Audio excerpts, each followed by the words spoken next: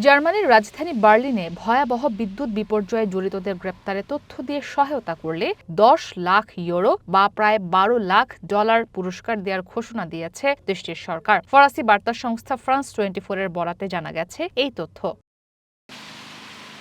স্থানীয় সময় মঙ্গলবার জার্মানির স্বরাষ্ট্রমন্ত্রী আলেকজান্ডার ডোব্রেন্ট এই পুরস্কারের ঘোষণা দেন। বলেন, পরিস্থিতির গুরুত্ব বিবেচনায় এত বড় অঙ্কের পুরস্কার ঘোষণা করা হয়েছে। সন্দেহভাজনদের ধরতে পুলিশ একটি ব্যাপক প্রচার অভিযান চালাবে। বার্লিনের সাবওয়ে স্টেশন সহ বিভিন্ন জনসমাগমপূর্ণ স্থানে পোস্টার ও লিফলেট টাঙানো হবে। বার্লিন পুলিশ জানায়, কট্টর বামপন্থী গোষ্ঠী ভুলকান গ্রুপ এই হামলার দায় স্বীকার করেছে। গোষ্ঠীটি একাধিক অনলাইন বিবৃতির মাধ্যমে বিদ্যুৎ সরবরাহ ব্যবস্থায় নাশকতার কথা স্বীকার করে।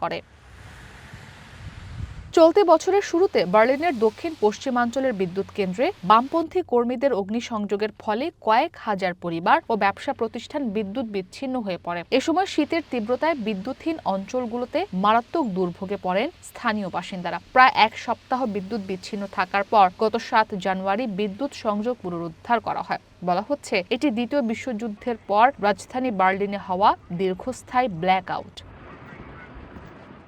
ইসরাত মুক্তি, ওয়ান ইন্টারন্যাশনাল ডেস্ক।